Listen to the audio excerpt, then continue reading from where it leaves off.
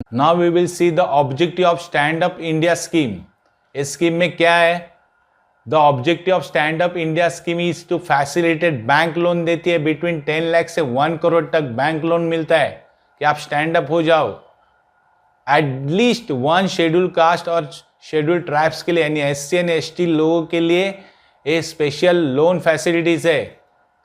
And at least one woman होनी चाहिए borrower पर bank branches for the setting of the greenfield enterprise. कोई भी ग्रीनफील्ड एंटरप्राइज बनाने के लिए आपको लोन दिया जाएगा 10 लाख से लेके 1 करोड़ तक। वो भी कौन सा, कम से कम उसमें एक बोरोवर कैसा होना चाहिए, SC ST का, और एक वुमन होनी चाहिए। दिस एंटरप्राइज में भी इन मैन्युफैक्चर में होनी चाहिए, सर्विस एंड ट्रेडिंग सेक्टर होनी चाहिए। इन case of non individual enterprise रहेगी तो at least 51% of the share holding, यानी शेयर की होल्डिंग 51% एंड कंट्रोलिंग स्टेक, जो स्टेक के ऊपर कंट्रोल रहता है, should be held by either SC ST और वुमन एंटरप्रेन्योर होनी चाहिए। तो ये स्टार्टअप इंडिया का एक ऑब्जेक्टिव है कि SC और ST एंड वुमन के लिए फैसिलिटीज है। अभी उसकी एलिजिबिलिटी क्या है? तो उसमें एलिजिबिलिटी में SC ST और वुमन एंटरप्रेन्योर रहनी चाहिए। उसका एज कम से कम अबो 18 ईयर्स ऑफ एज रहना चाहिए। सेकेंड एलिजिबिलिटी है loan under scheme are available only green field project. जो ग्रीन फील्ड प्रोजेक्ट है, यानी उससे कोई भी एटमॉस्फेयर खराब नहीं होगा, ऐसा प्रोजेक्ट चाहिए। Green field signifies the first time venture of the beneficiary in manufacturing, service and trading sector में इन लोग को बेनिफिट है। Third eligibility in case of non individual enterprise रहेगा तो उसका 51% share holding and controlling stake, जो पूरे बिजनेस के ऊपर जो कंट्रोल रहता है उसका स्टेक 51% किसके पास होना चाहिए? Should be held by either SC ST और वुमन एंटरप्राइज के पास होना चाहिए। तो ये सब एलिजिबिलिटी थी स्टैंड अप इंडिया की। देन नेचर ऑफ लोन कैसा रहेगा? तो कंपोजिट लोन है, एक साथ लोन देते हैं, इंक्लूसिव टर्म लोन भी रहेगा, वर्किंग कैपिटल भी मिलेगा बिटवीन 10 लाख से लेके 1 करोड़ तक। पर्पस क्या लोन का? For setting up new enterprise in manufacturing में, ट्रेडिंग में, सर्विस सेक्टर में नए नए बिजनेस आने चाहिए। और कौन करना चाहिए? SC ST and woman entrepreneur करनी चाहिए। साइज ऑफ द लोन कितना रहता है इसमें?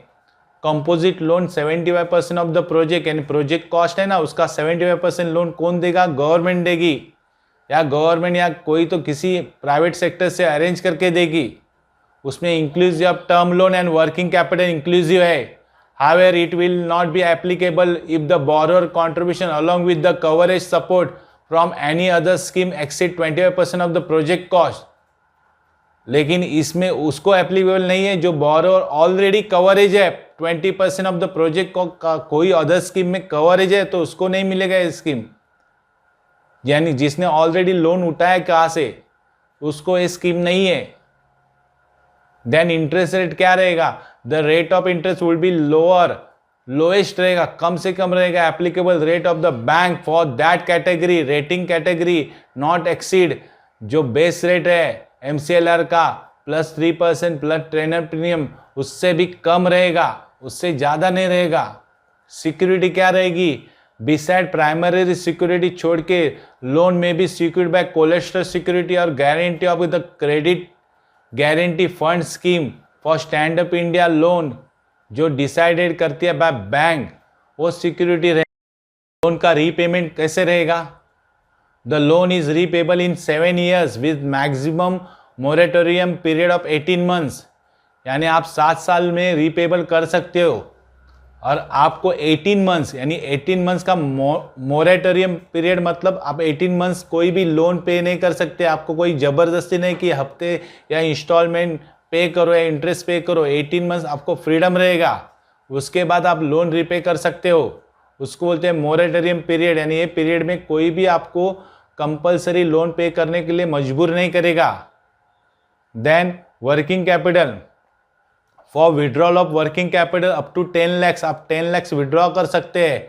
द सेम में भी sanction by way of overdraft से भी विड्रॉ कर सकते हैं। इसके लिए आपको RuPay debit card to be issue for convenience of borrower, borrower के लिए रुपए का डेबिट कार्ड भी दिया जाएगा। देन वर्किंग कैपिटल लिमिट कितना रहेगा? Above 10 lakhs to be sanction by way of cash credit limit का एक वे है, उससे आपको 10 lakhs का वर्किंग कैपिटल मिलेगा, यानी काम करने के लिए पैसा मिलेगा.